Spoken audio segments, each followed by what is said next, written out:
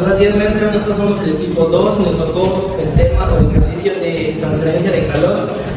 Mi equipo está conformado por Shane Verónica Malbol, Dafne Rotelli, Martínez Núñez, Martín Ayuso y Brenda Mejía. Y su servidor Joseph Manuel Díaz Gómez. A continuación les leeré lo que es el problema del ejercicio en sí, el problema de la aplicación. El problema dice: si el calentamiento de agua para el siguiente diagrama se efectúa con un vapor de agua saturada a la presión de una atmósfera, en el cual ingreso al equipo a su temperatura de saturación y lo abandona como un líquido saturado, calcula el gasto máximo del vapor necesario para efectuar dicho calentamiento. Bueno, a continuación en el diagrama representaremos lo que es la estructura de un vaporizador, ¿no? Entonces, pues, aquí tenemos lo que es la temperatura 1, que es igual a 20 grados centígrados, y tenemos aquí la corriente que va incrementando a la corriente 2, y incrementa al mismo tiempo la temperatura a 35 grados centígrados.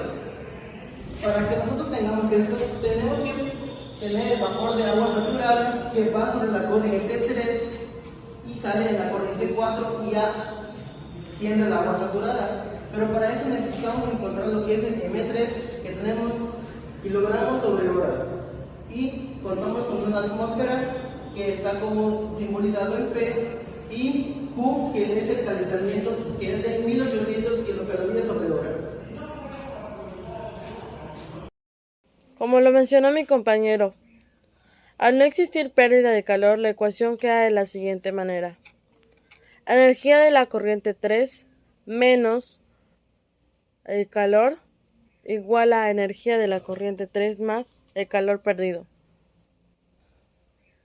O sea, al aplicar el balance de energía a la corriente de vapor que ha de efectuar, se observa que en la corriente 3, como el compuesto que tiene es más saturado, al salir en forma de calor, por eso se le agrega el más al otro lado de la ecuación. Sin embargo, sabemos que es un proceso adiabático y que no hay pérdida de calor, así que la QP, que sería calor perdido, se queda como 0 y se elimina, porque en realidad sería algo que estaría de más ponerlo en las ecuaciones. Sabemos que el vapor se alimenta con ciertas condiciones, como por ejemplo en un atm, en una atmósfera y a un grado a unos 100 centígrados, que cuando al buscarlo a la entalpía queda con el valor de 2256.9 kilojoules sobre kilogramos. Teniendo esta temperatura de referencia, podemos proceder a buscar la entalpía para buscar el flujo mágico de la corriente 3. Sí, cómo procedemos a buscarlo. Sin embargo, nos damos cuenta que no cuenta con las unidades necesarias, que sería kilocalorías sobre kilogramos. Para ello encontramos la equivalencia.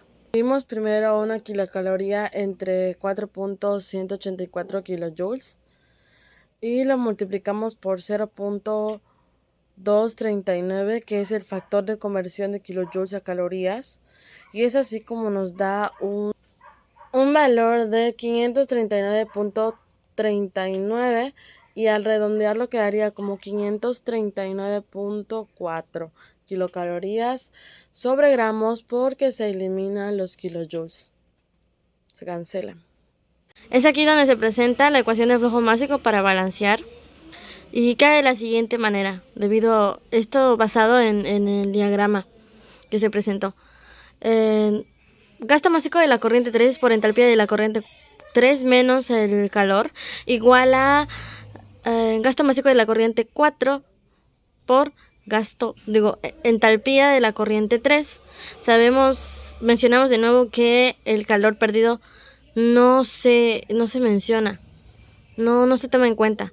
En esta ocasión vamos a despejar, porque es uno de los primeros pasos para luego encontrar el gasto básico de la corriente 3. Entonces queda de la siguiente manera. Q es igual a M4 por la entalpía de la corriente 4 menos paréntesis gasto básico de la corriente 3 por la entalpía de la corriente 3, cerramos paréntesis. Sabemos también que en un balance de materia el gasto básico del M4 y el gasto básico del M3 serían iguales, por lo que en álgebra se tomaría como un solo término y quedaría de la siguiente manera, factorizándolo. Q igual a M3, paréntesis, por la entalpía de la corriente 3 menos la entalpía de la corriente 4, porque se elige el término M3. Les voy a explicar parte del procedimiento de lo que es la actividad. Me tocó la parte de cómo sacar el agua saturada. En este caso, primeramente para saber esto tenemos que sacar la entalpía de las corrientes, en donde la corriente o la entalpía de la corriente 3 sería un vapor saturado. Por eso la B es igual a lo que es la fórmula de lo que es la capacidad de calor por lo que es el calor, la temperatura de la corriente 3, que en este caso lo agarramos de una tabla termodinámica. Queremos sacarlo a base de 100 grados, con la temperatura de 100 grados, el cual es 100. De ahí le restamos lo que es la temperatura de referencia, el cual es 0 porque no nos da temperatura de referencia, más lo que es el calor latente, que es este pequeño símbolo, el calor latente del vapor. Sustituyendo lo que es esta parte o la fórmula, tenemos que la entalpía de la corriente 3, que es un vapor saturado, es igual a la capacidad de calor 1 kilocalorías sobre lo que es kilogramos, por la temperatura de la corriente 3, que recordar, lo sacamos de una tabla termodinámica a lo que es base de la temperatura 100, que nos da por resultado 100 grados. Parte de la referencia o la temperatura de referencia no tenemos, por lo tanto es 0. Entonces se resta 100 menos 0. Más lo que es el calor latente, que sería los 539.4 que agarramos del dato que sacó nuestras compañeras. Seguidamente tenemos el resultado, en donde si esto lo multiplicamos por la cantidad de lo que son las temperaturas más lo que es el calor latente, nos da 639.4 kilocalorías sobre kilogramos.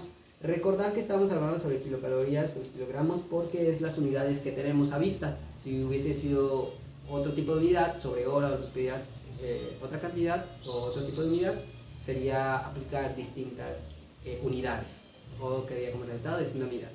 Seguidamente, para sacar la entalpía, en este caso de la corriente 4, es un líquido comprimido. Sería un poco más fácil, ya no teníamos que utilizar lo que es la tabla termodinámica.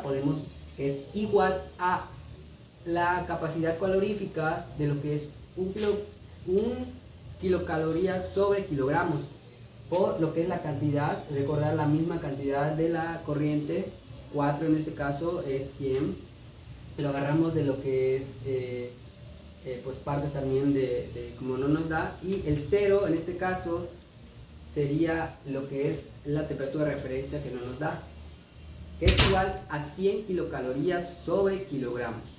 Teniendo estos resultados, podemos basarnos para terminar lo que es la siguiente actividad, que continuamente nos explicarán. Gracias. Bueno, a mí me tocó hablar acerca de la corriente número 4 y lo que buscamos es calcular su entalpía. Vamos a calcular la entalpía del líquido comprimido. Entonces, la entalpía de un líquido comprimido es igual a H4. H4 es la capacidad calorífica.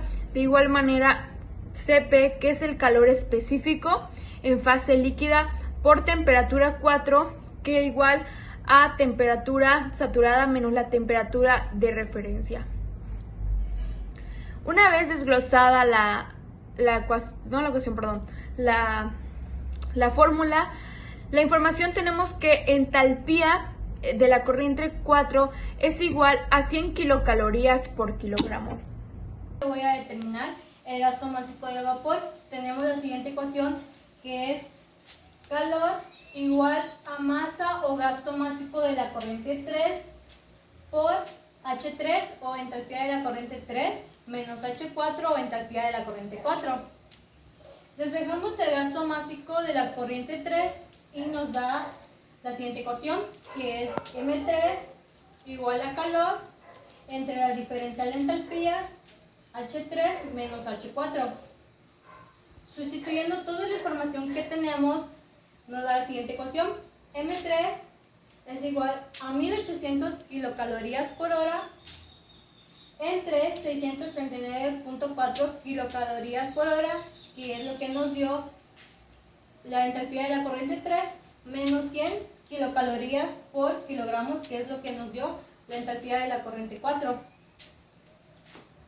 Lo que hacemos acá es que a 639.4 le restamos los 100 kilocalorías por kilogramos que nos dio la entalpía de la corriente 4, y el resultado que nos da lo dividimos entre 1800 y nos dio el siguiente resultado, que es 3.337 kilogramos por hora.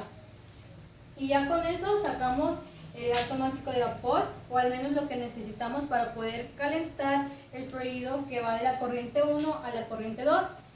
Tenemos que considerar que M3 es lo mismo de M4, solamente cambia de fase de vapor saturado a líquido saturado. Muchas gracias.